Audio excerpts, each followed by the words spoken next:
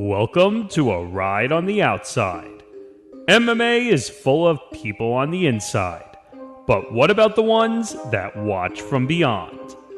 Welcome to the MMA Outsiders with Tom Albano and Zain Bando on the Empty the Bench Podcast Network.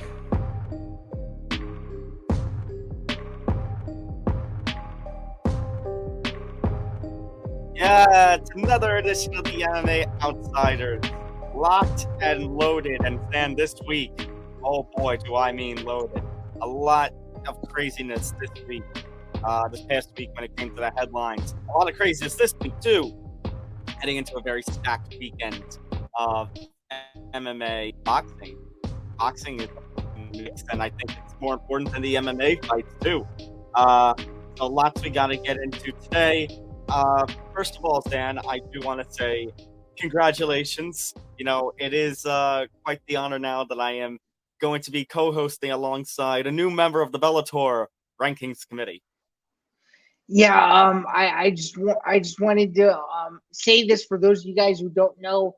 At the time of this recording, this will come out Wednesday morning. But at the time of this recording, it is official. I am a member of the Bellator Rankings panel, representing BJPen.com. I'm excited to be a part of the team and help Bellator grow and also get back to the sport. I think it's just another thing that I can add to my MMA portfolio of things that I've done over the last several years. So on top of covering events, I will also be part of the rankings panel. So shout out to Bellator and their PR staff there for letting me be part of the team. And I'm excited to get started with Bellator 294 and 295 this weekend. And Tom, again, it's a pleasure to always host this show with you. And now I'll have a little bit more of a expertise, if you will, going forward. So I am very much looking forward to immersing myself in the world that is Bellator MMA just a little bit more now. So thank you again for that kind introduction and congratulations. Yes, of course. And shout out to Bellator, as you mentioned. Shout out to Bellator for doing all that they do and giving Zain the opportunity. And like we said, Zain, they, back in November, we were covering a Bellator card live when Bellator came to Chicago, and here's hoping, Zain, that this is just another step closer to that massive June card in Chicago that we'll probably cover live again. Oh yeah, I already have plans to be there at Wintrust on the 16th, and I'm very much looking forward to covering my second Bellator event, and would arguably will be the biggest Bellator event of the summer, at least that has been officially announced. But that is further down the road. But obviously that is something I'm very much looking forward to, and just covering events a lot more, whether it's Bellator or another promotion. So just getting my feet wet and being able to do this as well has been really a thrill, and being able to wear multiple different hats and still be myself at the same time. So it's been great. Yeah. All right. Before we get started with all the big madness, just make sure you hit that like button, make sure to subscribe, and hit the notification bell to all of those of you who are watching our video feed, which is our original home. For those of you who are listening to us on the audio only platforms, make sure to go to youtube.com/ETB network to check out the video feed. And then if you don't want to see Zain and I's faces, you have the audio only platforms. So if you want to take MMA Outsiders on the road with you, you can on your favorite podcasting platforms, including Spotify, Apple Podcasts, Acast, and so much more. Also, make sure to follow us across the social media channels at MMA Outsiders ETB, Facebook, Twitter, Instagram, and the Empty the Bench Network itself, Facebook, Twitter, Instagram, and TikTok. As Zain introduced himself before, he is a staff writer of BJPen.com and the newest member of the Bellator Rankings Committee. You can find his work there, and you can follow him at ZainBando99. I am Tom Albano. You can find my work over at Bandsided MMA. You can follow me on Twitter at Thomas J. Albano. All right, Zain. A lot we got to dive into on this episode of the MMA Outsiders. I would say this should be a week where we lead off with the previews instead, like one of those very rare weeks. But we just got, Zain, we're coming off of a week where we had to do a breaking news stream. We had all these updates. So I figured we need to go through the headlines first. And Zain, this is probably going to be the one that I mean, we talked about it last week on the breaking news stream because the news dropped hours after our episode dropped. Go figure. But just to make note of it, because it was a massive story when it did drop, Jake Paul, Nate Diaz is official. August 5th, Dallas, in the boxing world. Yes, Nate Diaz's first fight away from the UFC will be in the boxing world. It'll be him versus Jake Paul. It is the money fight that both have been asking for, and it's going to be 8 rounds. It's going to be at 185 pounds. They're going to wear the 10-ounce gloves. And it's going to be at the American Airlines Center. And then, I mean, what else can we say that we haven't talked about on that breaking news stream? Which, by the way, if you missed, it's available to watch on our YouTube channel. It's available to watch on our Facebook and Twitter feeds. But then, I mean, like we kind of implied in that last week's breaking news stream, this is the fight that Nate Diaz was clamoring for at the end of UFC 279, threatening to go into boxing and, quote, show the other fighters how it's done, basically implying that, you know, he would like to take out Jake Paul.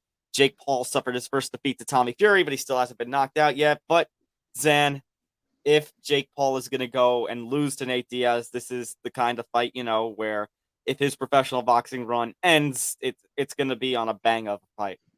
Oh, for sure. I mean, really, the biggest update from last week that now we can finally say is Dana White at the UFC Kansas City post-fight presser basically was asked about the fight and what he thinks of it, and basically just said that he hopes that they make $1 zillion, and that's really it was his only comment regarding the fight between these two.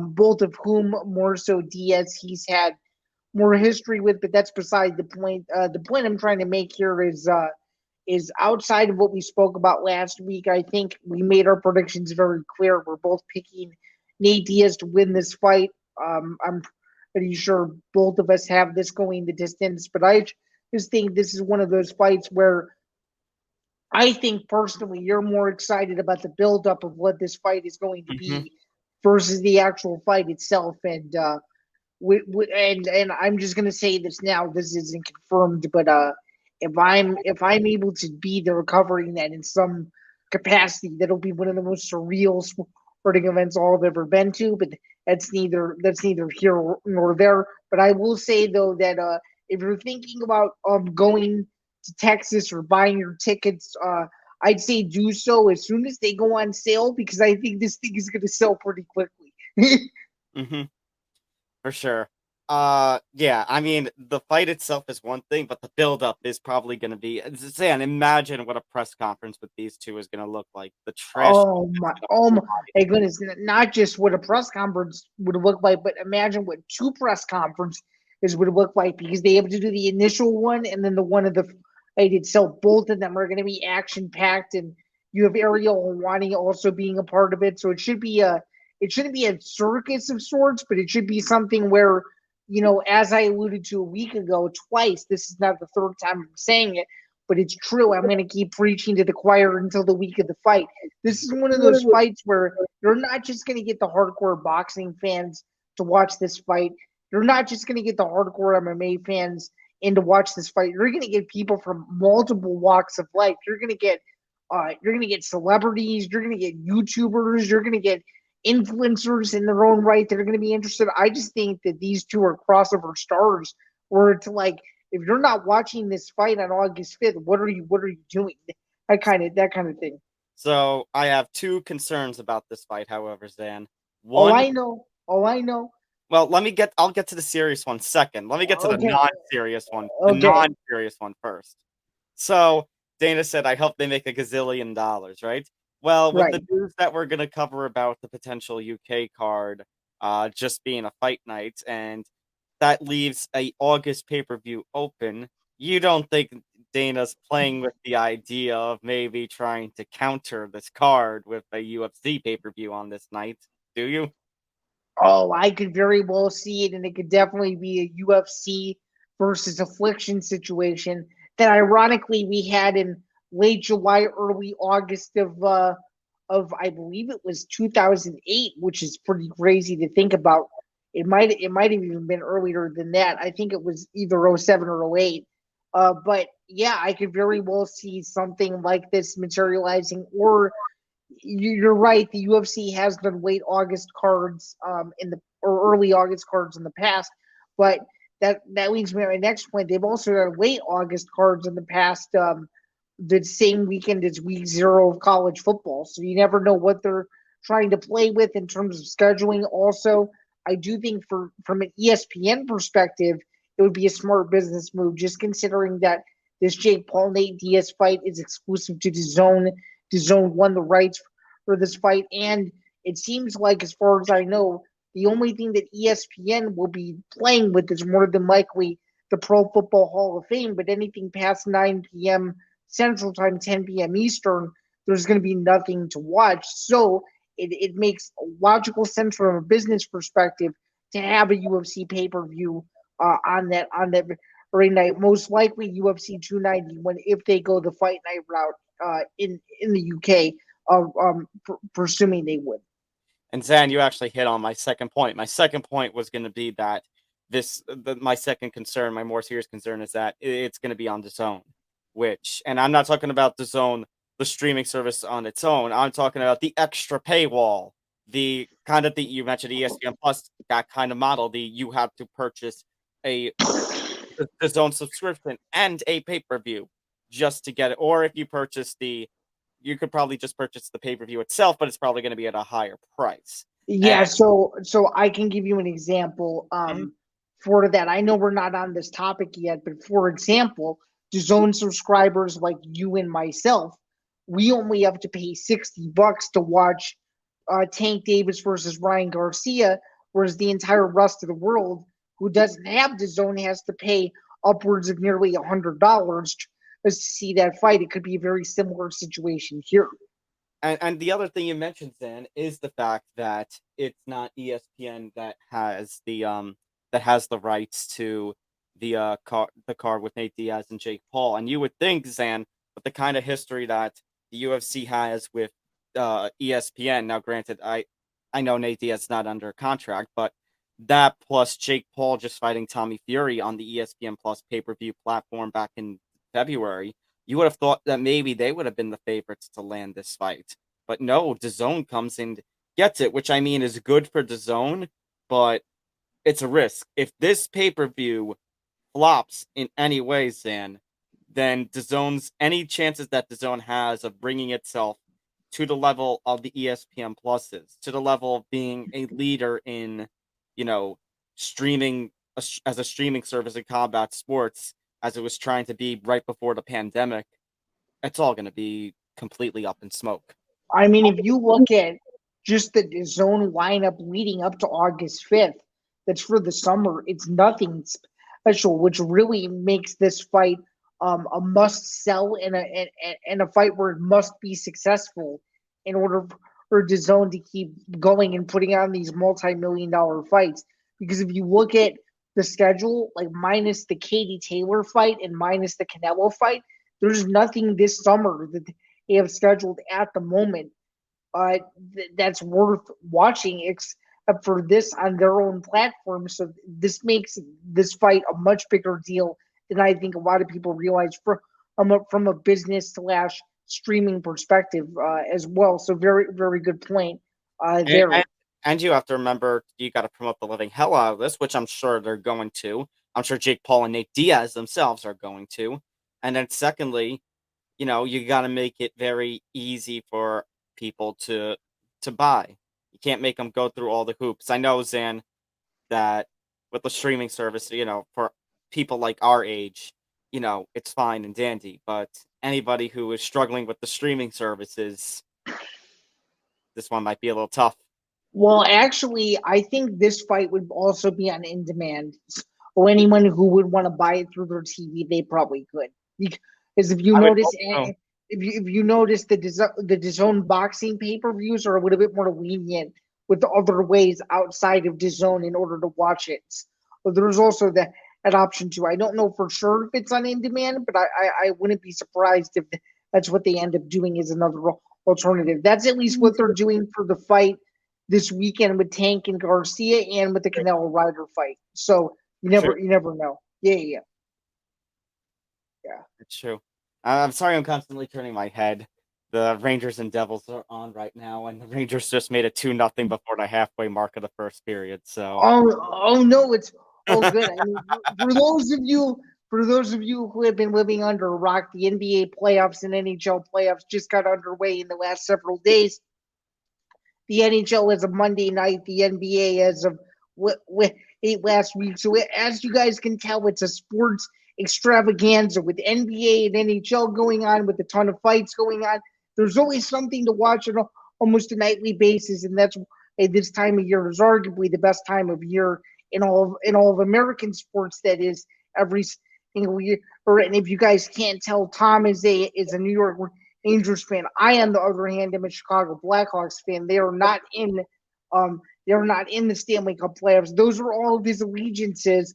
So in case you were curious, he's New York sports all the way, and I am Chicago sports all the way. That shirt is very cool. Chicago has not gotten up to the level of making a shirt like that, but I personally think that that's very cool. Yeah, one of the best gifts I've ever gotten is this kind of shirt. But yeah, just to wrap up that segment, Zan, I mean, I'm excited for that fight. Yes, I'm actually excited for a Jake Paul fight for once, just simply because, not because of him, but because of Diaz. I agree with you that this is probably going to be a Nate Diaz win, but I think the biggest point of all of them is it's a must sell. It must sell, and it must be a success if you're DAZN. Otherwise, it's not looking good for that company's future. Moving on to another topic that we talked about last week on our breaking news live stream, Zan. So Jon Jones versus Stipe Miocic will not take place at UFC 290. Now, we don't have a confirmation, but it looks likely that Volk Yair, the undisputed featherweight title fight, will be the headliner of that International Fight Week pay-per-view card. But ever since we did that breaking news live stream, Zan, we had a couple of updates. We have seen some war of words spurred on social media between Stipe Miocic and Jon Jones, where Stipe is asking Jones about, why you're running, and Jon Jones is like, I'm not running. I still want to fight you. But then, Zan, after the Kansas City card, put out a little teaser, Mr. Jones did. Said, it would be great if I could have my retirement fight knocking out Stipe in my home of New York. Even though Jon Jones fights his camp out of Albuquerque, New Mexico. He was born and raised in New York. Stipe Miocic has never fought in New York.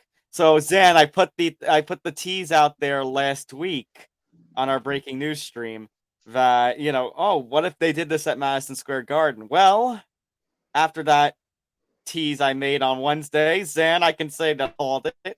And after that tease that Jon Jones put on Twitter, Dana White confirmed at the post-fight press conference for UFC Kansas City that Madison Square Garden is now being looked at to host the Jon Jones-Stipe fight, which, Zan, I think I would be a little more forgiving of the UFC not making Jones-Stipe at UFC 290 if they put it at the Garden. Yeah, which means as at the time of this recording, you're gonna have to start making plans to maybe be there, because I don't think you want to miss that, even if it means you were sitting all the way up in the nosebleeds. As long as you're there, you'd want to be there, right? I know. It's like one of the one fights that would sell me to get to the Garden and pay the freaking $100. I'd say it's not even $100. The UFC ticket prices are something, man. Yeah, it'll be more. I think it'll be on the level of prices that was Poirier McGregor 3, but I could be wrong. I was lucky enough to be at that historic fight myself. But back to your point, I think it's hilarious because, speaking of the post-fight press conference, of course, Nolan King, shout out to him for asking this question, asked Dana what was going on with the negotiations, and he's like, this is where everything is taken out of context. I never said that. And it's like, of course, the whole UFC circus starts to get right. So you already know there's gonna be conflict until the days and weeks leading up to this fight. And if we can get to the MSG card unscathed, considering how long it's taken for this fight to happen, I think it'll be a miracle within itself. So, yeah. Early prediction, if it does happen, is Jones to win in the fourth round by TKO. But I'm not holding my breath or no upset either. Me being a Midwesterner, I really do want to see Stipe win. It would be fantastic if he was the one to spoil Jones's homecoming, if you will. But and I mean, who doesn't want to see this fight, right? Which leads me to believe that a little someone out there, Francis Ngannou, might be watching a little bit closely, because at the moment we've heard crickets from the former heavyweight champion. So this fight is going to have a lot riding on it, and who knows, maybe Francis will tweet, show me the money again, or something like that. Yeah, but then, I mean, if imagine though, if it's true that this Stipe fight is going to be Jones's last in MMA, I mean, at that point, Zan, would you? At that point, it's kind of like a blown opportunity, and that's a little bit of my concern. Is, I want this fight to take place, whether it's 290, whether it's Garden. We lost one big heavyweight fight in Jones versus Ngannou. Probably going to be the biggest blown fight of 2023 to take from the MMA awards that Fansided would always do. Shout out Amy. But the other thing, Zan, is, well, I mean, so we lost Jon Jones versus Francis. I don't want to lose Jon Jones versus Stipe. I don't want to lose one of the GOATs of MMA versus the greatest heavyweight that the UFC has ever seen. We can't afford to lose that again. Well, I'm going to go on record in saying that I do not think, this is just a guess, but I do not think that this will be Jones' last fight. I think he has one more after this. It's just a matter of who it's going to be against, where it is, and what UFC it will be. Because I think they're connecting the dots that if Jones wins, they're going to drag this out, and he's going to, after they said they would never do this again, they're gonna drag this out, and if he wins at the Garden, assuming that that's where it's gonna be, they're gonna drag this out, and they will try in their hardest that they can. I'm calling this right now, almost a year in advance. Jones will be headlining UFC 300. I'm gonna say it right here, right now. Jones will be headlining UFC 300, and it will be for a belt. Zan, two things.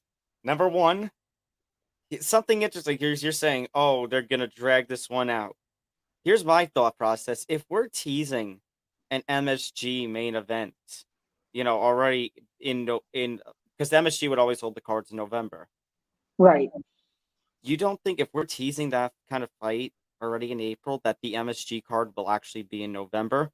The reason I ask this is because I remember, I think it was at the end of last year or the start of this year, Zan, there was an early report that they were considering flipping the schedule starting this year, that the Garden would host a spring or summer card, and Barclays would start getting the fall card. Wait a second. Back to your original point. Could this, in your opinion, this fight take place the same night as? Oh my God! Could you imagine? Then I don't know if I can go to the Garden because I don't want to pass up on Jake Paul versus Nate Diaz. Could you imagine? Oh my God, that would be cruel. That would be both awesome and cruel for fight fans. That might be one of the biggest crossover nights in the history of fighting, period. All right, let me go to your prediction, Zan. Okay. If he headlines UFC 300, who is it more likely against? Okay. Francis Ngannou or somebody else that Jones has previously called out, Zan? And considering that there was a certain Endeavor WWE deal recently, Jones versus Brock Lesnar. Well, hey, if anybody can make a deal, it's Dana White and Vince McMahon, and look at what they've done.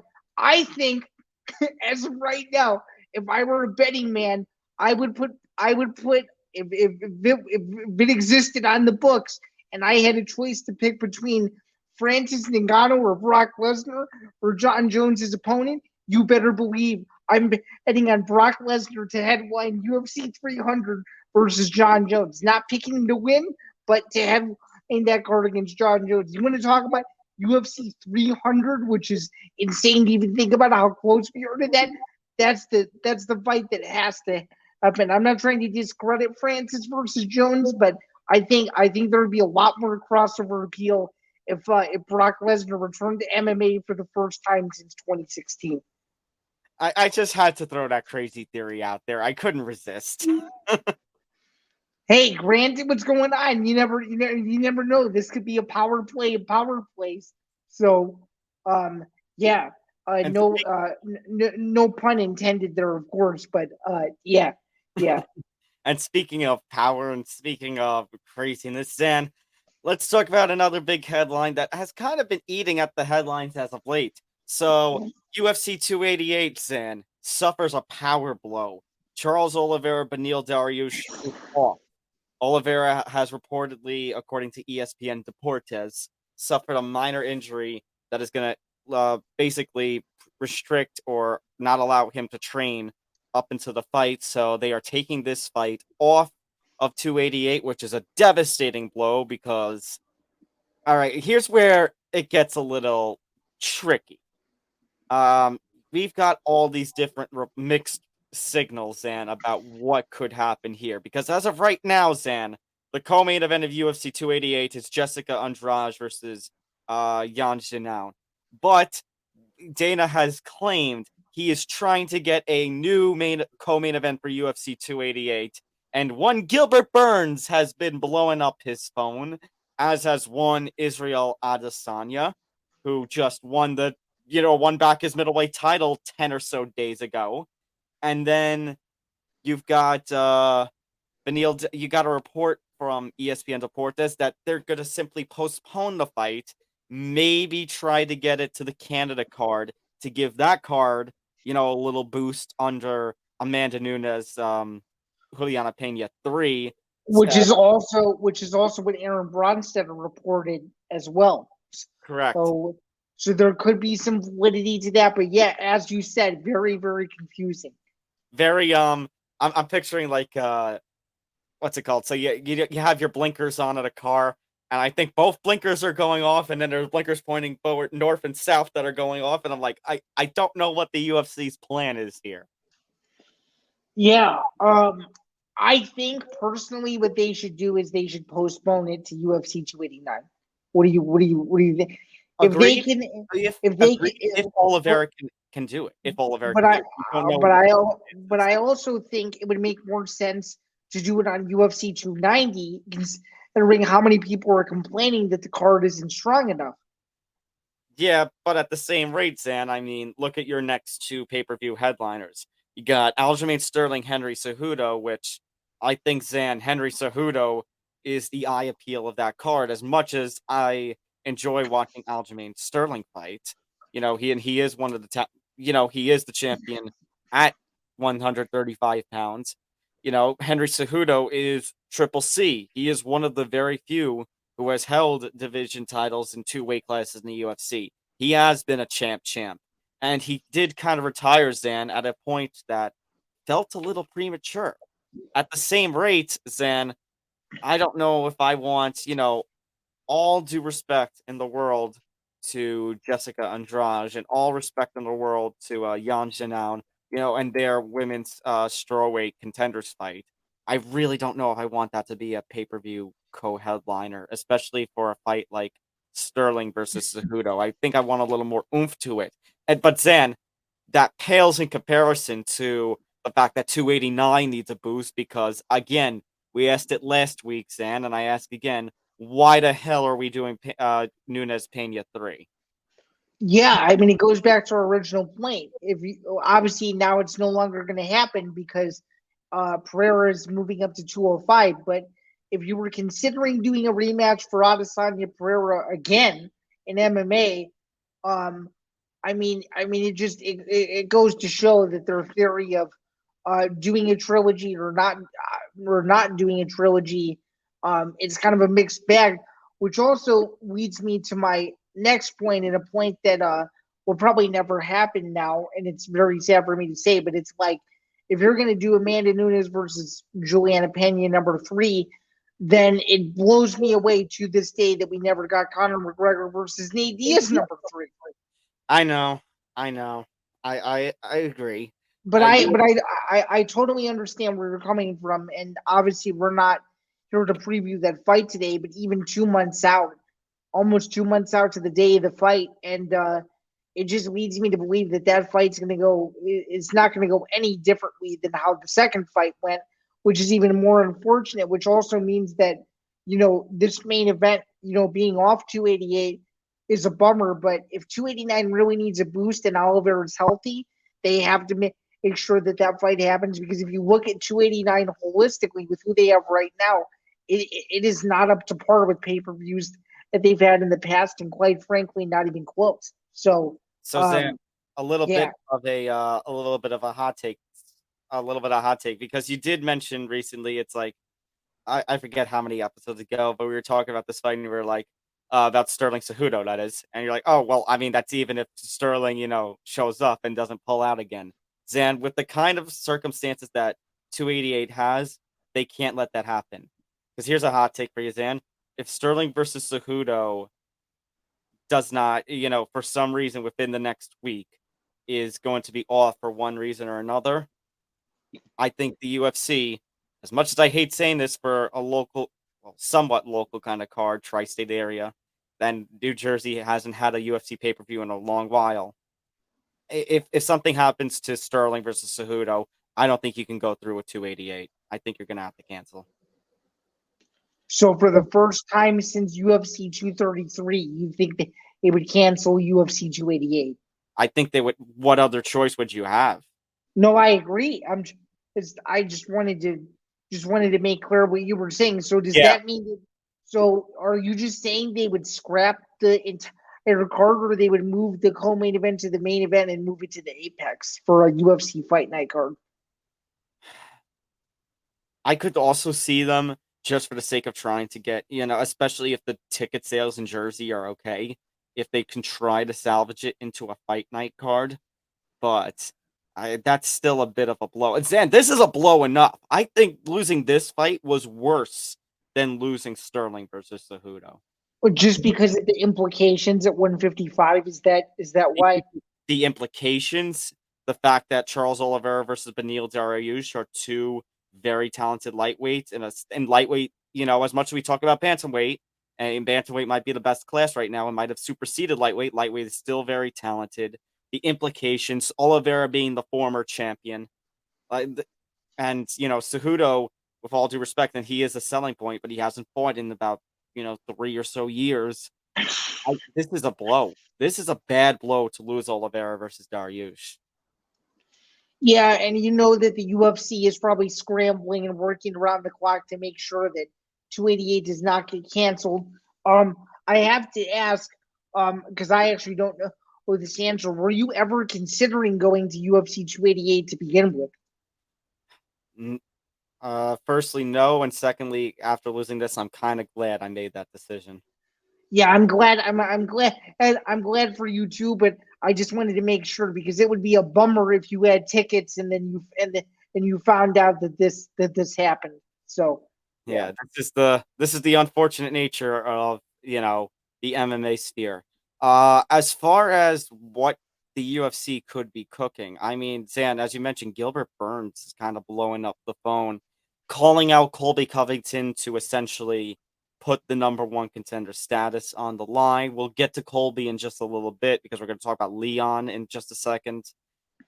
Gilbert had seemingly called out Bilal Muhammad but Bilal Muhammad and Gilbert was apparently mad that Bilal, wanted a catchweight fight. Bilal is claiming that, obviously, Zain, that this is true, that we are coming off of Ramadan. Ramadan is finishing up, and Bilal Muhammad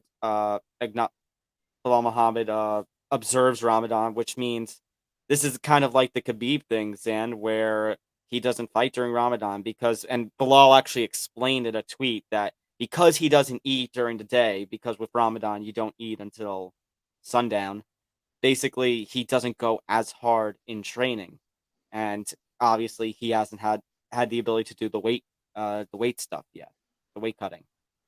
Very, very well said. I mean, the thing is, I mean, I have to admit it, and I'm excited for you to play it. But I guess with news this bad, and I'm trying not to laugh when I say this, but sometimes, sometimes. Okay, hang on one second. Where is it? Let me check off the loop box so that way it doesn't start looping over and over again. But Zain, yes, this is a case where one more time there, buddy. I know I said I turned off loop, but one more time. Sometimes these things happen in MMA. Unfortunately, this is nature of the sport. Yeah, I mean, Tom, at this point, to salvage the fight, realistically, do you see this taking place at UFC 289? And please, I apologize. I was half paying attention. What was your previous question regarding Gilbert Burns and him with this call out? Basically saying, what the heck is the point? Like, what the heck are they going to do? What if Gilbert Burns is truly going to be in a new very short notice co-main event? What could they do with him?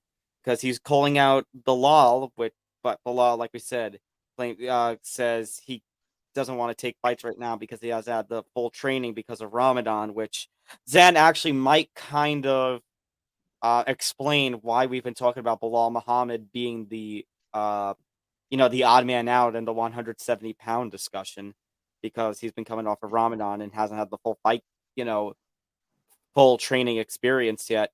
That could very well be the case, considering that people who do practice that do not eat from sunrise to sundown. That's why, Zain, it was always a rule. It was always a rule for Khabib when he was fighting. He would never fight during Ramadan. Right. Exactly. Yeah. Colby Covington, but I mean, if you're Colby, here's the situation where if you're Colby, and I'll get to this, Zain, when we talk about the Leon Edwards news in just a second, because there's a situation on that kind of front too. If you're Colby and you've got this opportunity here, and Dana calls you and says, Gilbert Burns needs a fight, I need a co-main event. If you're Colby and you take that fight and you lose, your number one contendership is probably going away.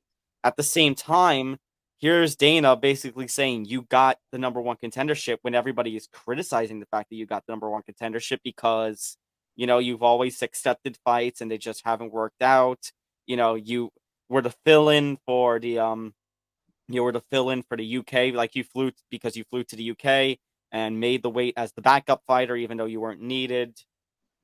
If you're Colby, is the risk worth the reward? Or do you, basically, with the fact that Dana has been hyping him as a guy who, is going to get the next title shot in an unpopular opinion, has been a constant go-to guy, do you have to take a fight with Gilbert Burns if Dana calls?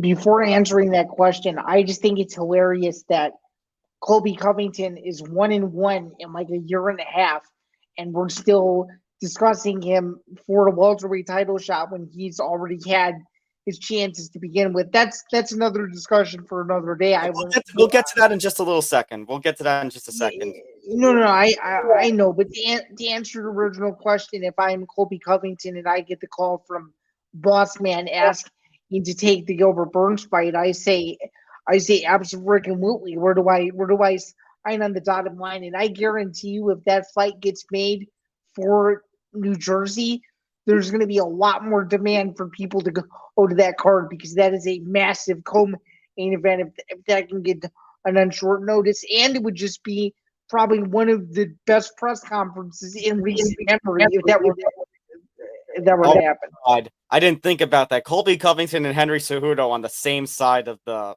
podium. Playing the heels as they normally do. The cringy heels at that. Well said. Let me flip over to the other topic because we're on Colby at this point. So let's talk about the welterweight scene. So we had kind of alluded to that the plan for the UK pay-per-view card, the second one in July, is kind of falling apart at the seams. And that is because in a Sky Sports interview, Leon Edwards basically said, unless he gets a very big payday, he will not fight in the UK in July. He is instead eyeing his second title defense to take place in October in Abu Dhabi. So Dana White kind of alluding at the Kansas City press conference that the plans to make a summer London pay-per-view card now seem to be off. And in fact, Zain, if you listen to that interview again on Sky Sports and the follow-up reports since then, we talked about if it was a pay-per-view, it would be on July 29th. It seems like it's going back now to its original July 22nd date, and it will just be a fight night at the O2 Arena, which again opens up the possibility of an August pay-per-view card, as we talked about. But I mean, here's what I'm going to say on the Leon thing, because there's one big problem, Zain. Like, I understand he would want a big payday or he would look to fight outside of the UK, but I mean, Leon Edwards versus Colby Covington. The reason they were trying to make that fight, Sam, we talked about it last week, was UK versus US in July. You know, hometown hero face versus the kind of heel that Colby is. After the 4th of July, too. Yeah. There's that element to it. Yeah. So I understand. I guess I kind of get what the UFC was doing, but I also kind of get that Leon is already pissed off enough that Colby Covington is getting the next shot because, as we alluded to, Zain, he hasn't fought since the win over Masvidal at 272 in March of 22. But here's the thing about the Abu Dhabi card. You know, as much as the UFC stacks it, like, you know, the lower weight classes go first and then the heavier weight classes for multiple title fights. You know, this would be one of those rare cases where it couldn't be that way. Leon Edwards would have to be a co-main event. As I kind of alluded to last week or 2 weeks ago, whenever we talked about and we played Matchmaker, the UFC is not going to take Islam Makhachev out of plans for a main event in Abu Dhabi in October. They are not. No, they won't. They're obviously going to build the entire card around him too, considering that they're bringing him back to Abu Dhabi for the first time as the UFC lightweight champion.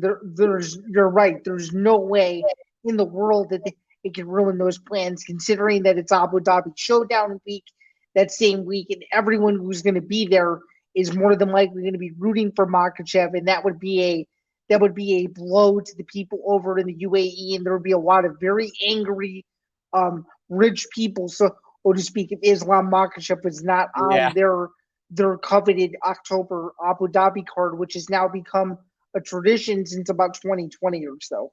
So. And not just not on the card, but I would just say Zain as little as not the main event. So, I mean, if you're Dana, Leon and Colby are going to have to hate to hear this, or whoever Leon would fight as number one contender. But if that takes place in Abu Dhabi in October, I'm saying if I'm Dana talking to these guys, fine, but you got to take some sort of cut because you're not going to be main. You're going to be co-main. Yeah, I'm not moving Islam Makhachev, Zain, especially if it's going to be Islam Makhachev versus Dustin Poirier or Islam Makhachev versus Justin Gaethje for a title. Of hell, even Islam Makhachev versus Beneil Dariush. Or the outlier Islam Makhachev versus Conor McGregor. They are not going to have Conor McGregor do a 1-month turnaround if he beats in September. They are not going to do that. Hey, a man can dream, right? Hang on. No. Also, what kind of dreams are you having, Zain? Well said. That is even if they decide to do McGregor versus Chandler in September, which has not been confirmed either. Although, could you see? Oh, How about this? Could you see McGregor versus Chandler take place on August 5th instead of in September? They're not. No, we can't. It's still during the tough season, August 5th. The tough I season is thought. on the 15th. Oh, that's right. Yeah, that's right. Because the coaches can't fight before the finale. Oh yeah, that makes sense. That would be mass chaos if that was true. Also, Connor still hasn't taken any USADA test, but let's be real, Zan. He's getting the exemption like Brock got 7 years ago. No, of course. But I will say this though. Could you see Leon Edwards? We talked about this last week. If Leon Edwards really doesn't want to fight, does Leon Edwards get stripped? And is it Gilbert Burns versus Colby Covington for the interim or for the vacant welterweight title? Could you see that? I don't know if they would strip him on such quick notice, and I think it would be kind of BS to do that to Leon when he just fought last month. No, We're only a month removed from him retaining the title against Usman. no, I agree. Although Colby Covington keeps calling him out like, "Oh, if he doesn't take the fight with me, they should strip him." So I don't know. Stan, in the words of Tony Ferguson, Dana White privilege. That's very well said. Nonetheless, do you think Leon Edwards versus Colby Covington happens this year, let alone in late July?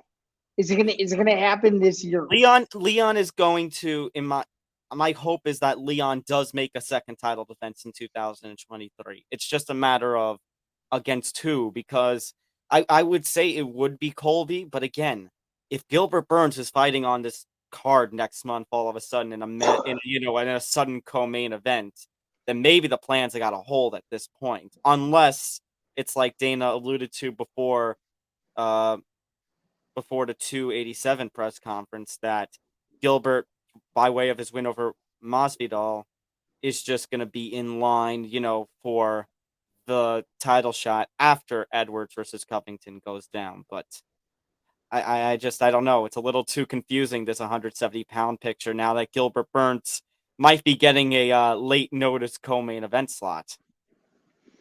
Yeah, I mean, I don't think Gilbert Burns cares. He wants to fight as much as possible, and this isn't a name you haven't heard in years. But if Gilbert Burns does fight, he'd be entering Krzysztof Soshinski territory.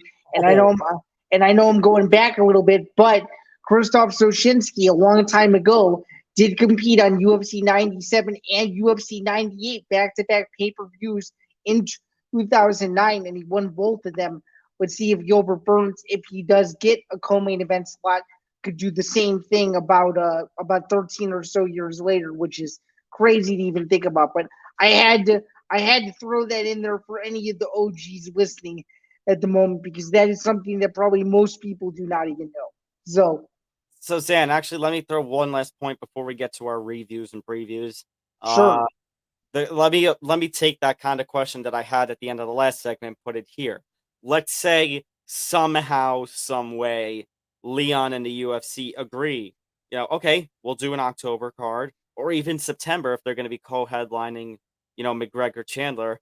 And Leon says, okay, I'll take the cuts, and the UFC agree. It'll be the co-main event under. If you're Colby Covington, same kind of situation. After Dana has done all this hyping for you and saying you're always taking fights, do you turn down the cut just because, you're not going to be the main event? Or is it still a situation where you have to take it? No, I think you have to take it. And does Colby Covington seem like the kind of guy who cares if he's the main event or co-main? Because in my opinion, and I could be wrong, I don't know him personally at all, so I don't want to speculate. But it seems to me like with the way he carries himself, I don't think he would carry either way. As long as he's getting You're saying that as long as he gets the title shot. Yeah. Okay. Yeah, and a paycheck too, of course. Yeah. Okay, fair enough. All right, so I guess that kind of answers my question there.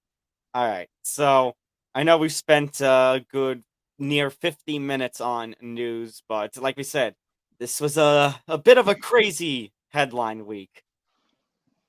The the fact that I had to do 3 MMA Outsider streams last week, our episode and our, post-fight for 287 and the breaking news, and I did 7 streams in 7 days, Zan. Absurd. But hey, you're a workhorse, and that's the reason why Empty the Bench runs as the machine that it does. And yeah, I mean that is still crazy and mind-boggling to even think about that actually occurred. But thankfully, we're past the cursed episode of 33, and we're on to this one. And it seems to be at the moment, there hasn't been any news that is broken that I'm aware of. Don't say that. X-Nay on the outside, please. We don't want this to turn into, we made reference to 233 getting canceled. We don't want this to turn into 234 where all of a sudden the main event pulls out hours before the card.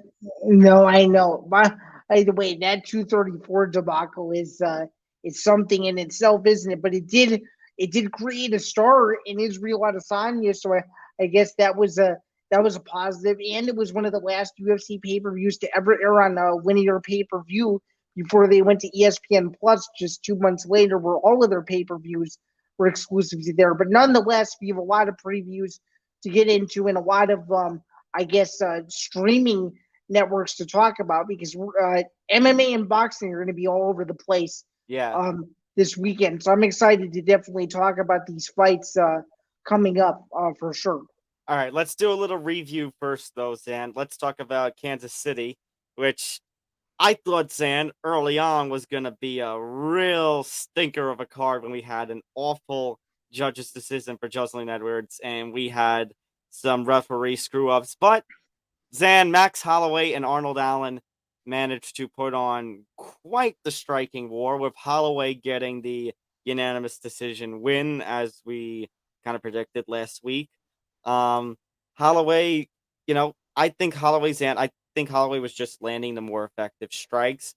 However, there were circumstances where Allen just seemed to have a bit of a number, and the finishing sequence was kind of insane how Allen kind of wobbled Holloway, and then Holloway knocked him down in the closing seconds. And if Holloway had a little more time, or if there was another round, I think Holloway could have gotten the finish.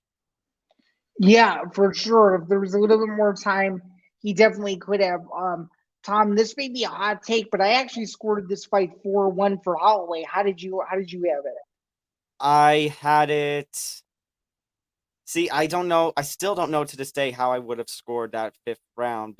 And I had it at the time 3-2, but now looking back on it, because Holloway dropped Allen in those closing seconds, I guess that's what convinced you to give Holloway the round. Well said, and the only round I had for Allen was round 3. Yeah, it was around round 3 that I gave Allen. But Holloway's striking was just more effective. And then, as he kind of alluded to, maybe a little too much too soon for Allen. Granted, he put on a hell of a performance here. Yeah, and for it only being his first ever UFC loss, there's no moral victories in MMA, but to have your first loss be against one of the best featherweights the sport has ever seen, I think that's something that you could hang your hat on and get better at from here. And I think Allen will do exactly that. He's one of the most exciting fighters in that division, and one of the most exciting UK fighters to come out of there in a couple of years. And I think with a little bit more polishing of his game, has a chance to be a huge superstar in the next 4 to 5 years if things are done right. And for Holloway, it just goes to show that he's still right there. You mentioned every single time he fights. Quadruple A fighter. The quadruple A fighter, where he's always on the cusp. And as I alluded to in an assignment for graduate school a couple of days ago, once you run into the man, it's an uphill battle. And now it looks like if Volkanovski can get past Yair Rodriguez, Max Holloway will be running into the man again for a potential quadrilogy, which to me, Tom, as a fan of the 145-pound division, you could give me Volk versus Holloway 100 times, and I would not be disappointed. This performance showed me that he is still right there and one of the best featherweights in the sport, not only today, but one of the best featherweights of all time, and a surefire UFC Hall of Famer without a shadow of a doubt. Yeah, for certain. As far as a quadrilogy goes, then, I mean, I don't know. It was a 3-0. It's a 3-0 sweep. Granted, the second fight was filled with a lot of controversy, but but Volkanovski clearly won that first and third fight. I don't know if you're going. You can argue for a quadrilogy off of just one win, especially off against somebody who was coming up for your number one ranking, or I believe a number two ranking, as we just lost Zan's camera for a second. But with Holloway's kind of ranking, my point is, I think Holloway still needs a couple more wins to make the argument for the quadrilogy. And he threw out something very interesting, Zan, in the post-fight interviews, calling out the Korean zombie, Chen Sung-jung, who we assume had his last, the Korean zombie had his last chance at a championship in the UFC last year, losing pretty cleanly to Alexander Volkanovski. And now it's assumed that the next fight that Korean Zombie fights is going to be his retirement fight. I mean, Zan, I can't think of a better way for the Korean Zombie to get a send-off than a fight that I have, been nervous for as a fan of both guys, but excited for in the same rate. Max Holloway versus Korean Zombie would be a really fun fight to make. Might have been more fun a few years ago, but still fun now and a good send-off for Zombie. Absolutely. You want to talk about legendary wars that Korean Zombie has been in. One that comes to mind is obviously Leonard Garcia in the WEC.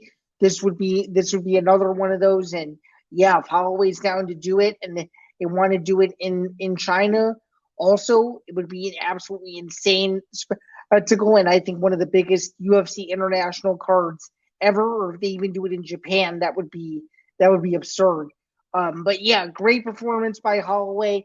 And Tom, overall, this card, after it was just felt very underwhelming going into it, this card was fantastic. Yeah, there were some really good fights on this card. A lot of entertaining finishes. Ed Herman and Zach Cummings both retiring. That was probably the moment of the entire card, where the two of them fought, had a good fight, and they both retire afterwards. Zan, how did you feel about Bill Algeo, the next fight, and Clay Guida, the fight after that, doing fake retirements of sorts?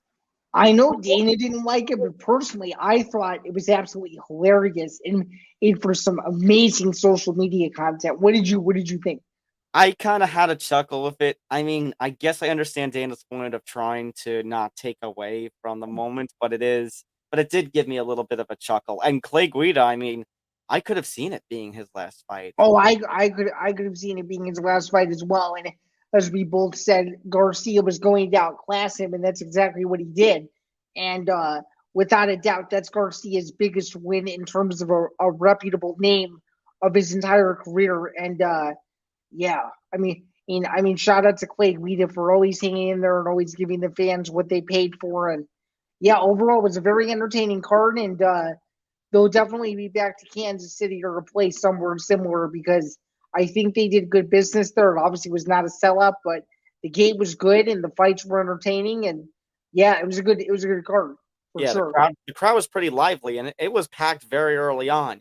Usually, people trickle in, but there was quite a crowd even during the prelims. Yeah, and given my experience, depending on how good the prelims are, I usually trickle in halfway through myself. So that was surprising just to see the crowd into it. But hey, when you haven't been back to Kansas City in however long it's been, it's still pretty cool. So yeah, sure. Good call. I do think I gotta give it. Go ahead. Sorry. I was gonna say about the Dana and his comment. I do think combine this with what we talked about with the 287 press conference. He's been a little uptight as of late. Yeah. I think I don't know. So this is just speculation. I think personally that he's being told to maybe run a tight ship because there's a new sheriff in town with this new TKO thing. And I was gonna ask if you think this is some Ari Emanuel influence. I think there's, I don't know if it's Ari, but there's some influence or someone to hey, you gotta be careful because they know that the MMA media, maybe not us two, we're pretty smart. but they know that there are some MMA media members that know a lot more than they think they know, and that's probably what they're worried about. So, Zain, swerve. Vince McMahon actually is going to be one of Dana White's bosses. After all, he is going to imagine a UFC press conference and Vince McMahon walks out. that would be a spectacle that I would that would be one of the most surreal things I've ever seen in my life. I would be praying the night before or praying weeks before that I was somehow there to witness that with my own two eyes, because I think I would be more so in awe than anything. I don't know if I would have any questions. I would just want to watch it. But yeah, I totally see where you're coming from. Overall, good card. I have to give this card.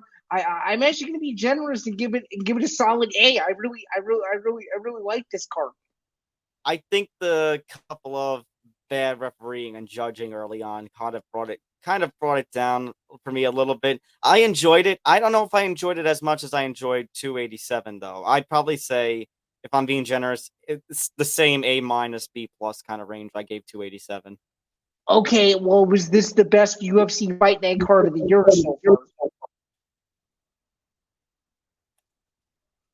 As far as I can tell off the top of my head, probably. But Zain, I'm scared because I'm looking at that April 29th card at the Apex, and it looks like such crap. But you know what that means, Zain?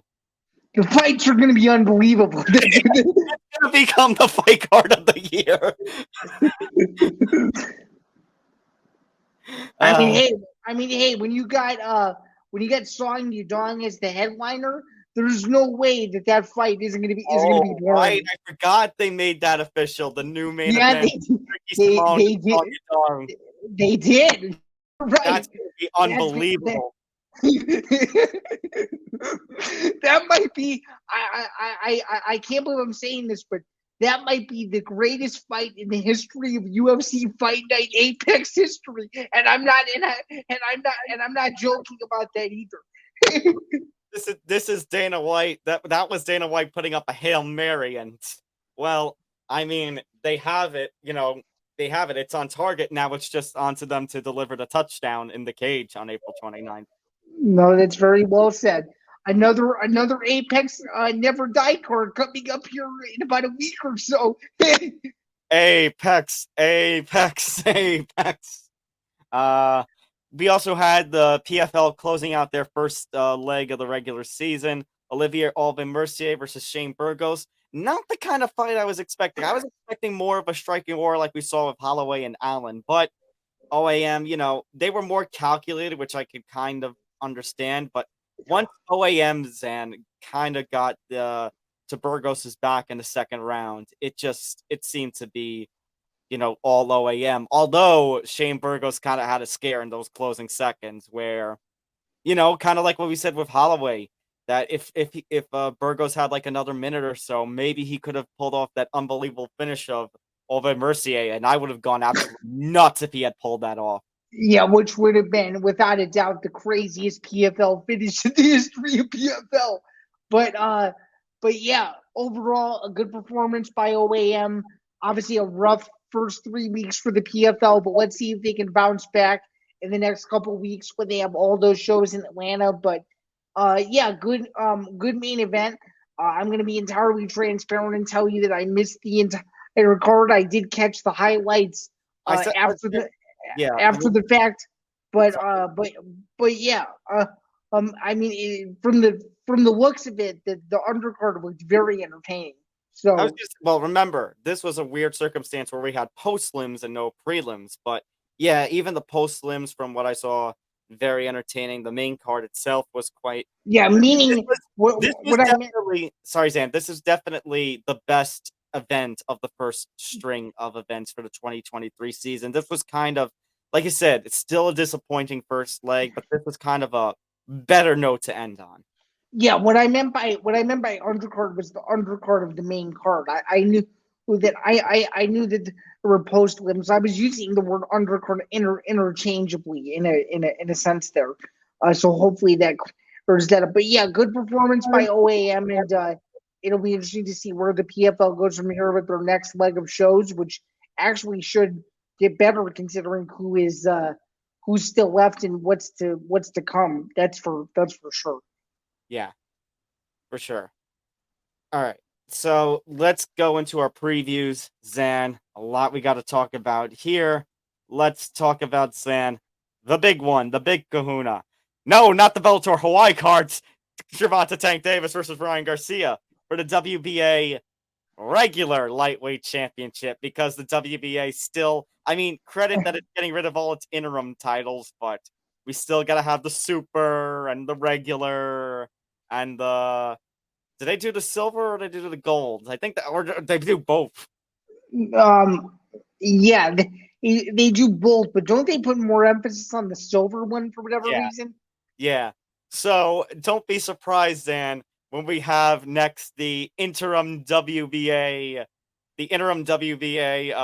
Pokemon Diamond and Pearl championship. Sponsored, of course, by Zuffa Boxing. And then, if we're going to have it sponsored by Zuffa Boxing, that means we got to have it sponsored by Crypto.com as well. And, it's Prime. Prime, Fortune favors the brave. All of a sudden, they reinvest back into corn nuts too. Oh my god, I forgot about the time the UFC had corn nuts as a sponsor. Corn nuts, power to the core. Oh, you got me in a mood today. Back to the order of business here. I think I've told you this for about 2 months. Tom, I have been so excited for this fight. You have absolutely no idea. I cannot wait. This is gonna be fantastic. Oh, I can't wait because I think that Gervonta Tank Davis, for those of you who don't know him right now during this podcast episode, if you watch the fight on Saturday, I'm almost certain, 99.9% certain that you will know Tank Davis is by the time the fight is over Saturday night at T-Mobile in Vegas. I just think that his confidence is at an all-time high. I think that he's in Garcia's head. Garcia is very impressive, but I don't think he has the resume that Tank Davis does. He's looked very impressive in his last couple fights, especially his knockout against Raleigh Romero was very impressive. I just think Davis is on a whole nother level, and I actually think he gets it done within the first 8 rounds. Very entertaining fight, but I just think Tank Davis has a no-care attitude, and I think he's going to go in there looking to viciously hurt Garcia. And I'm not saying Garcia can't give him a good fight, because he can. I just think that Tank's level of confidence and just energy and the way he's carried himself. I mean, even the grand rivals from briefly what I was looking at today, he just looks loose and ready to go. The stare downs a couple months ago, I just think he's in a different zone, and I think he's going to show it on Saturday again. Tank Davis, round 8 TKO. It should be a fight for the ages, and I think you're going to see a lot of happy people on one side and a lot of angry Garcia fans on the other. So, I mean, it is an undefeated versus undefeated battle over a championship. You know, this is the kind of fight you want for boxing. Garcia currently, I believe, ranked number 6 by ESPN in their lightweight boxing rankings. Garcia is the actually former interim WBC lightweight champion. 7th round finish of Luke Campbell at the start of 2021. Then didn't fight for about 15 months. Coming into this fight off 2 wins in 2022, a decision over Emmanuel Tagoe, and the knockout of Javier Fortuna back in July. But Gervonta Davis, Zan, as you kind of alluded to, a champion already in multiple weight classes, 3 weight classes, 28-0, 26 wins by knockout. Zan, fun fact: Gervonta Tank Davis is only 2 days older. 2 days older than I am. That's That's pretty crazy. Does it make you wish that you were part of his training camp right now? Yeah. I remember Zain, his very vicious knockout a few years ago. Yeah, it was in 2020. It was during pandemic time, where he and Leo Santa Cruz fought for 2 different weight class championships in the same fight. By the way, that was the first time that I had ever watched Tank Davis, because I don't know if you watched this, but I watched the All Access for that fight Mhm. 3 days before it. I'm like, this fight is going to be awesome. I have nothing else to do. I'm going to stay home and watch it. And that fight is what made me become a Gervonta Tank Davis fan. So it's funny that you mentioned that, because I was so excited to see what Santa Cruz was going to do. And after Davis beat him, I'm like, this Tank Davis guy is phenomenal. Yeah. Yeah, that's how I do remember though watching him in 2017. He fought Pedraza, fought Liam Walsh. He actually he was part of the McGregor Mayweather undercard. Mayweather, of course, being his right. promoter. He fought Francisco Fonseca. He was the IBF super featherweight champion, but Zain, he got stripped on the scales before that fight because he ended up missing weight. So he moved up. Good point. He Good moved up point. to Yep. super featherweight, defeated Jesus Celiar and Hugo Rodriguez, dominated there. He has held the WBA regular lightweight title, Gervonta Davis, since the end of December 2019, right before the pandemic, when he had the last round finish of Yerokis Gamboa. As we mentioned, fought Leo Santa Cruz, retained against Mario Barrios, Isaac Cruz, Rolando Romero, and Hector Garcia. Yeah, I mean, I get your point, Sam. Like, I can't discredit Ryan Garcia, but the one with the better resume definitely is Tank Davis, who has a lot more going for him in this fight. The older fighter, the more experienced fighter, 3 weight class championships already. Their reach is, I mean, Garcia has a little bit more of a height and reach to him, but I think Gervonta Davis has, a little more talent under his belt. I think for Ryan Garcia, this is going to be one of these fights, Zan, where it'll be a good experience for him, and he could have the potential. He is one of the best, youngest young guys in boxing that people have their eye on. But I think this is going to be a learning experience, but he's not going to be any match for Tank Davis. I say Tank Davis. I don't know if I go as early as 8 rounds. I think Garcia can go to the 9th or 10th. I'd say around 10th round, TKO for Tank. Okay, that's a solid prediction. I mean, does this fight to you? This is just more of a general question, because it does to me. I wonder if you feel the same way. Does this fight have a huge fight feel to it? Because to me, this feels like a really big title fight that boxing's needed for quite a few years now, and now they're finally getting it. What do you think?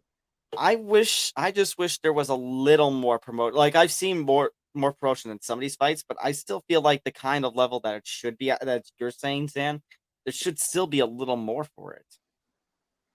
Interesting. I could see that too. For those of you who don't know, it is going to be airing on 3 different platforms in the United States. You have the Premier Boxing Champions feed, which is Fox Sports. You have the DAZN broadcast, more than likely going to be broadcasted by Todd Grisham. And then, of course, you have the Showtime broadcast with Mauro Ranallo and the gang. So you have 3 different ways you can purchase this fight. It'll be available on pay-per-view in select territories, including Canada and New Zealand. And then, of course, for most of the rest of the world, you can get it with your own DAZN subscription on DAZN Global, free of charge. And for those of you with DAZN subscriptions, you can get it for $60. Whereas if you don't have a DAZN subscription, you get it for around $90, taxes and fees included. So there's a little bit of a rundown for how you can get the pay-per-view on Saturday. And of course, we can't forget our old friend in-demand pay-per-view. So if you want to go the old school way and order through your television, you can do that as well. The prelims will be before that, and I believe probably 5:30 or 6 p.m. Eastern, somewhere around there. I'm kind of curious, Zan, if you order through the television service, the in-demand pay-per-view, are you going to get the Showtime feed or are you going to get the Premier Boxing Champions feed? Good question. I think it depends on whatever the name on the guide says, because I've seen it before where it'll say like DAZN or PBC. So I don't know. But if I were to guess, you'd probably get the Showtime feed. But that's just a guess. That's my guess too. I'm trying to see, as you said, uh, live on everything is saying Showtime pay-per-view. Even the PBS press release says Showtime pay-per-view. So I assume it's going to be the Morrow feed for in demand. Oh, really? Okay. I Even assume- though it's also on Fox Sports and the Zone too, you think it's gonna be Showtime? I think it's probably going to be the Showtime feed. But Okay. but I mean, as we talked about before, since we have the DAZN subscriptions, I'd probably just watch it through the DAZN feed with the Todd Grisham commentary. Well said. Yep. It's weird. I really enjoy Morrow. I like the PVC guys, but like Todd Grisham, I know he doesn't sound like the most appealing kind of third of the three choices, but I mean, you know, I'm fine with him.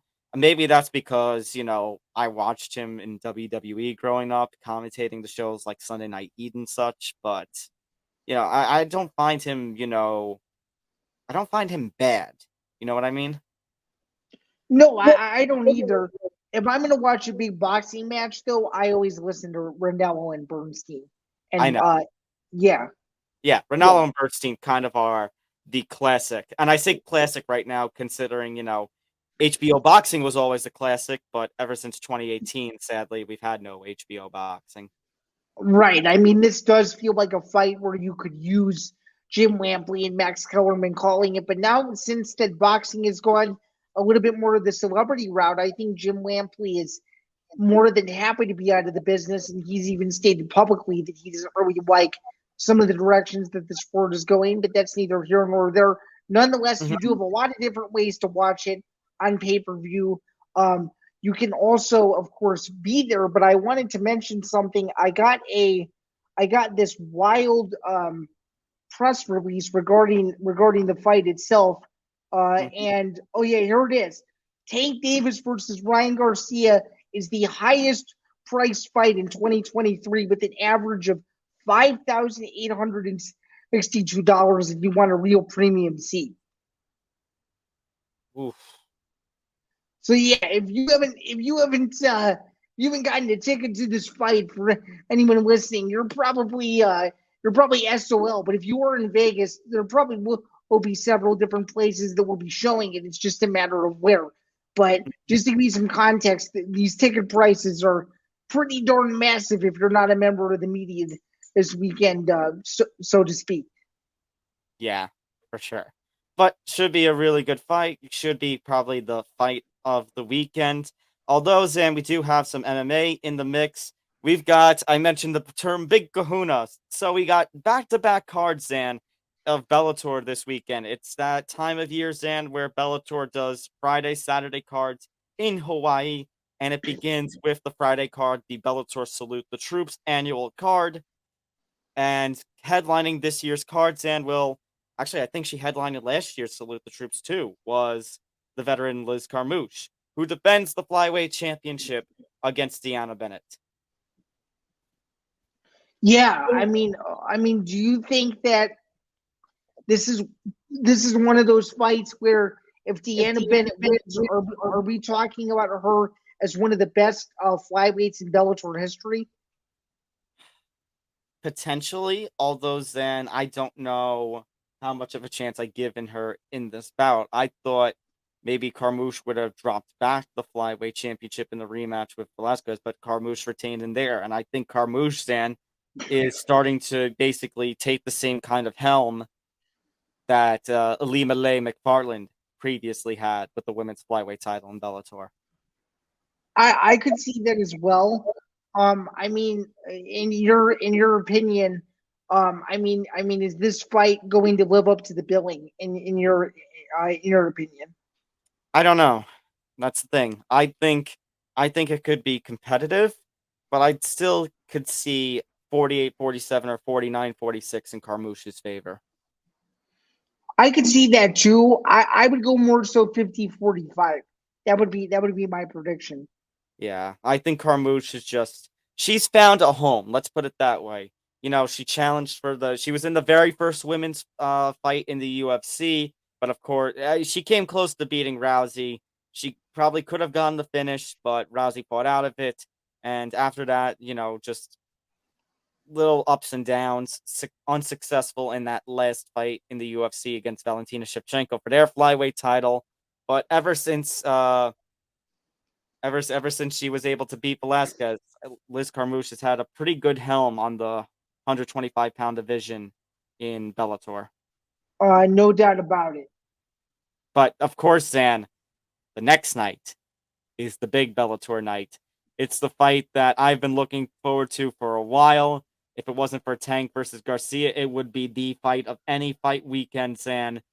The Bellator Bantamweight Grand Prix Final. The interim bantamweight title on the line. Rafion Stotts taking on Patchy Mix. The winner to meet the winner of Patricio Pitbull versus Sergio Pettis in an undisputed title fight at some point in the future. Rafion Stotts, obviously becoming the interim champion very early on in this tournament. Patchy Mix in 2020 came very close, Zain, to becoming bantamweight champion. Had a 2-0 lead against Juan Archuleta in their September 2020 fight for the then vacant title until Juan Archuleta pulled off the reverse sweep, essentially, and scored the last 3 rounds to win that championship. Yeah. So I have to ask you this. This feels like a fight that has been highly anticipated. Obviously, it is. I mean, in your opinion, when you look at Bellator history, where, in your opinion, does this rank in one of the biggest Bellator fights in the history of the promotion? Because to me, this feels like one of those that you would put on a top 10 list, and you would put it pretty darn high, assuming that this fight delivers as we think it should. Yeah, I have been on record, Zain, of saying, like, it's kind of funny how we have all this hype for this fight. We've had all the hype, Zain, back in even November with Rafion Stotts versus Danny Sabatello, which you remember doing their little press conference. Oh yeah. All the Oh hype yeah. for that fight and everything, but it was a semifinal bout. And it's, again, Zain, as we alluded to that fight and allude to this fight, it's for an interim championship. It's not for the undisputed, which, is kind of showcases Zain, really just, I can't even say number one, just it's one reason that the 135-pound weight class in MMA is probably has the most depth and the most talent. And Zain, dare I say, Bellator might have the UFC's number on bantamweight as of right now. Well, it's a bold statement, but I can tell you this: it would make our good friend Michael Fidel very proud that you are saying this right now. I'm actually picking Rafion Stotts to win this fight. I think he's going to do it inside the 4th round. I think he gasses out Mix and he stops him, and I think it sets up a colossal fight for whoever wins on June 16th. But let me tell you what: no matter who wins this fight, I think it's going to be a banger, and I think it's going to over deliver. And I think if you're a hardcore MMA fan who doesn't know a ton about Bellator but wants to see a great fight, this is must-watch TV, in my opinion. All right, you have to see the fight just to see how this Grand Prix shakes out in the end, and this is one of the pieces to that bantamweight puzzle, if you will. For sure. I think, as you mentioned, Rafion tires out Mix. I don't know if he gets a finish, but this is definitely going to be a Rafion victory. This is going to establish Rafion as a guy to beat at bantamweight. Yeah, I mean, if you haven't considered Rafion that already, and it kind of goes back to the points that we made, Zain. We were discussing that June Bellator card. Like, obviously, maybe you feel a little bit gypped if you're the winner of this fight, because the plan was you were going to fight Sergio Pettis, and then all of a sudden Bellator comes and said, "Oh, we're going to make Sergio versus Patricio Pitbull to try to make Patricio, the first 3-division champion in Bellator history." Obviously, not simultaneously, but I mean, it also goes to the point where we had in that conversation of, I mean, Patricio Pitbull being the face of Bellator MMA historically, and maybe even still to this day, that might be a much better draw of a fight for whoever wins this fight than a Sergio Pettis showdown. But I will say this though, tooting my own horn a little bit. I guess looking ahead to Bellator 297, at least what this does guarantee is the winner of this fight will get a front row seat at Wintrust Arena to see who they will be competing against next, which means they can see firsthand their fate potentially be decided on the night of June 16th to see, if they really have a chance. I think any way you slice and dice the final four of who it ends up being, it's going to be fireworks. No doubt about it. For sure. And I mean, yeah, I could see, Zain. That means whoever wins this fight after the winner of Sergio Pettis versus Patricio gets their hand raised and the belt placed around them, one of these guys is entering the cage. Yeah, that would be a surreal experience for me, just because I've never seen an in the cage face off like really up close. So that'll be really cool, regardless of who it is. And if you're a Bellator fan, in my opinion, it's the best time in the history of the Scott Coker era to be one, because this bantamweight division is just fantastic. So there you go. And it'll make my job fun, just because I'll get to worry about the mess that is the bantamweight rankings when this is all over. So, oh yes, you're gonna have fun with that one. Oh, that's for sure. And I think no matter who I rank number one, I may get criticized heavily, or I may get praised. We'll see. MMA Twitter can be a nasty place sometimes, but yes, absolutely. We'll see what I come up with depending on who's in the championship. Nonetheless, those are the two Bellator cards this weekend. Now we're going to move back stateside to Las Vegas for another UFC Vegas event. This time headlined by the heavyweight fighter Sergey Pavlovich. I'm so happy we're at the Apex. And of course it's at the Apex. Of course it is. Sergey Pavlovich versus Curtis Blades. Well, I mean, Zain, you can say the winner of this fight might stake their claim for being next in line for either Jones or Stipe. Yeah, that's true. And as much as I am a Curtis Blades fan, as much as I am from Chicago, I think Pavlovich is going to out-wrestle him, and I actually think he's going to win a decision. What do you think? I'm going to second that. Pavlovich by decision. I'm certain, Zain, the UFC also might be hoping for Pavlovich to win this fight. Yeah, for obvious reasons. Yes, because they're probably yeah, I mean, Curtis Blades, his striking power is something, and if he gets in there with Stipe or Jones, yeah, let's just say who knows, if Curtis Blades beats Sergey Pavlovich, because you already know that if Curtis Blades wins that fight, he's going to be clamoring for a title shot, as he has been for the last 3 years now. He's going to beg and plead for it for as long as he possibly can, and he may not get it right away, but he's gonna keep trying as hard as he can. Curtis Blades is one of those guys where it's like he's right there, he's so close, and he can feel it, he can even taste it, and he can't.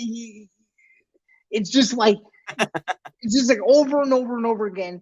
I don't know if I can't call him quadruple A because he hasn't only lost to the champion, but he might be triple A. Yeah, he's always right there. And if he loses this one, he may not get back into the same position, arguably, again, for the remainder of his career.